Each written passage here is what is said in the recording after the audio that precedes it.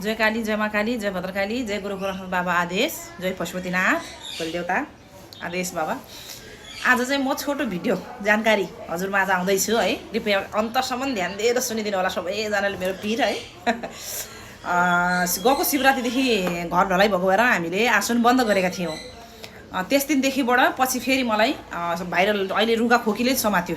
फेरि बिसन्चो भयो अनि फेरि मैले खोलिनँ, फेरि बन्दै गरिदिएँ मैले।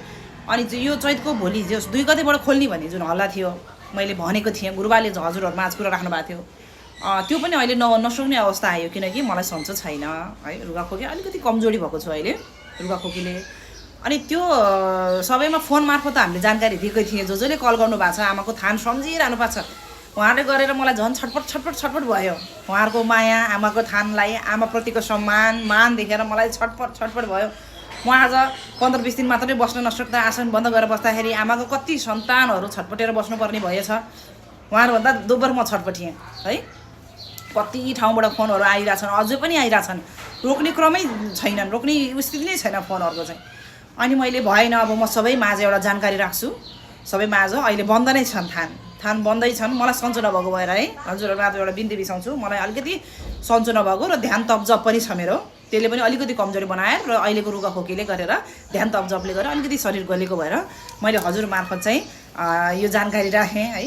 र अर्को कुरा, यो चैत्रमै 2 गते नै बस्ने सुर थियो, तर किन नबसेको भन्दाखेरि कलकत्ता चैत्र अन्तिममा म कलकत्ता आमाको थान जाँदैछु, कलकत्ता भद्रकाली थान जाँदैछु। म वर्षेनी पुग्ने गरेको छु। त्यहाँ जाने क्रममा यो महिनाभरि चैत्र महिनाभरि चाहिँ मेरो कलकत्ता जानु अघि आफ्नो ठाउँ छोडेर, आफ्नो देवभूमि छोडेर अन्त जाने क्रममा मैले आफ्नो स्थानीय देवी देवता परिक्रमा गरेर जाने भएको कारणले यो चैत्र महिना चाहिँ मेरो भक्तजनहरू रेगुलर जो नियमित रूपमा आइरहनु भने 4-5 वर्ष नियमित रूपमा आइरहनु भने भक्तजनहरूलाई कर्म गराउनु छ। यो महिना कर्म गराउनु छ, देवघाट स्नान छ, त्यसपछि स्थानीय देवी देवताको परिक्रमा छ, त्यसपछि बल्ल सधैँ नै वर्षै नै म आफ्नो स्थानीय देवी देवता दर्शन गरेपछि मात्रै कलकत्ता कालीघाट जाने गरेको छु।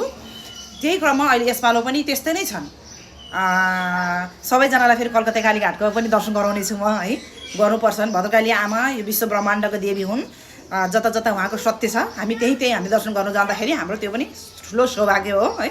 आमाले बोलाउनु नि ठुलो सौभाग्य। र पो पुग्यो, र पो आरामले त्यहाँ पनि भक्त भेट्यौँ, सेवा गर्ने भक्त भेट्यौँ, आमाको सन्तानहरू भेट्यौँ, हामीलाई माया गर्ने सन्तान भेट्यौँ आमाको, र हामी सुरक्षित साथ दर्शन गरेर फर्किन पाउने वर्षेनी भएको छ हाम्रो यो क्रम चाहिँ। त्यही भएर सबै माझ जानकारी म कलकत्ता कालीघाट गएर चैतको अन्तिममा गएर आएपछि वैशाखको पहिलो हप्ताबाट म हजुरलाई जानकारी दिनेछु, टिकटक मार्फतै जानकारी दिनेछु हजुरलाई मेरो आसन खुल्यो भनेर। त्यतिन्जेलसम्म हजुरहरूले धैर्य धारण गरिदिनु पर्यो। हजुरहरू छटपटिँदा भन्दा पनि बढी म छटपटिएको छु अहिले। मलाई अलिकति रुगाखोकीको ज्वरो अलिक कम भएको छ हुन चाहिँ, तर पनि दुःख पीडा भनेको सबैको एउटै हुन्, मेरो पनि हो, हजुरको नि एउटै हुन्। किनकि आफूलाई दुःख पीडा परेपछि कहिले आमालाई भेटौँ, कहिले गुनासो राखौँ, कहिले समस्याको समाधान गरौँ भनेर हजुरहरू जुन तडपिरहनु भएको छ नि, फोन आउने क्रम जारी नै छ, रोकेकै छैन। त्यसले झन् मलाई एकदमै छटपट बनायो, एकदमै रुन लाग्ने बनाइदियो। अनि हो हुन्छ, त्यस्तो हुन्छ नै, सबैलाई हुन्छ। आमाको थान हो, गएर समस्या आमालाई पोखौँ र समाधान गरौँ भन्ने सबैलाई चाह हुन्छ है। त्यसमा मैले अहिले 1 महिना हजुरहरूलाई साथ दिन सकिनन्। म आमाको रथ है, हजुरहरूलाई क्षमा माग्छु। त्यही भएर यो पीडामा परेको भएर मैले यो भिडियो एउटा सानो बनाएँ। म चैत्र अन्तिम यो चैत्र महिनाभरि मेरो कर्मकाण्ड बढी भएर यो चैत्र महिनाभरिको कर्म पूर्ण गर्ने र अन्तिममा कलकत्ता कालीघाट गएर आइसकेपछि वैशाखबाट म बस्ने सुर छु। आसन खुल्ला गरिदिनेछु, हजुरहरूको सेवामा बस्नेछु र आमाको ज्ञान हजुरहरू मार्फत समझ राखेर हजुरहरूको कुरा आमालाई राख्ने क्रम जारी गर्नेछु र समस्या समाधान गर्नेछु भन्दै यो भिडियो हजुरहरू सबै माझ कृपया सबैले सेयर गरिदिनु होला, बिन्ती बिसाउँछु। सबै मार्फत पुगुन्, सबै माझ पुगुन् र अहिलेसम्म जति पनि कलहरू आइरहनु छ उहाँहरूलाई नआत्तिकन बसिदिनु होला, नआत्तिकन, कृपया नआत्तिकन आमालाई जय माँ काली, जय माँ काली, जय माँ काली मन्त्र लिएर जय भद्रकाली भन्नु नत्र है। जय भद्रकाली मन्त्र लिएर हजुरहरू शान्ति भएर नआत्तिकन बसिदिनु होला है। वैशाखमा खुलेपछि हामी भेट गरौँला, समस्याको समाधान पनि गरौँला। जसले भक्ति मार्ग रुझाउनु भएको छ, जसले परमात्मा खोज्नु भएको छ, सही सत्य बाटो हिँड्न खोज्नु भएको छ उहाँहरूको लागि है त। अन्यथा केही कसैले नराम्रो केही नसोचिदिनु होला। म बस्न नसकेर म हजुर मार्फत यो भिडियो राखेँ मैले है। असाध्यै हजुरहरूलाई भन्दा मलाई बढी पीडा छ। हजुरले जति कल गर्नु भएको छ, गुरुबाला आएको आइछ, राति पनि छोडेको छैनन् हजुरहरूले भनेपछि कति पीडामा छौँ त हामी भन्ने कुरामा मलाई झन् चिन्तित पारेको छ। एक त सन्चो छैन है, यो सबै हजुरहरूको मायाले म आज यहाँसम्म पुगेको छु। चैत्र महिनाभरि हाम्रो कर्मकाण्ड धेरै छन्। अनि उता आमाको थान पुगेर आएपछि हजुरमा आज म बस्नेछु, वैशाखदेखि खुल्नेछ।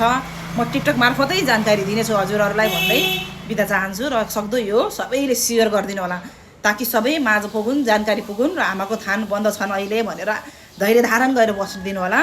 सबैलाई माया मेरो है, हजुरहरूको पनि माया मलाई, मेरो पनि माया सबै हजुरहरूलाई है। आमाको सन्तानहरूको सबैको जय होस्। नेपालमा चाँडो शान्ति आउन्, उग्रता नआउन्। सबैले आफ्नो रिसलाई कन्ट्रोल गरेर राख्नु होला, नवग्रह शान्ति गरेर बसिदिनु होला है। अहिले रिस आवेग उग्र हुने दिनहरू आएको छन्। मैले त्यति भनेपछि हजुरले बुझ्नुपर्छ नि, रिस आवेगलाई पाउमा कुल्चिदिनु होला है त। ल जय काली, जय मा काली, जय भद्रकाली, जय गुरु गोरखनाथ बाबा आदेश, जय पशुपतिनाथ।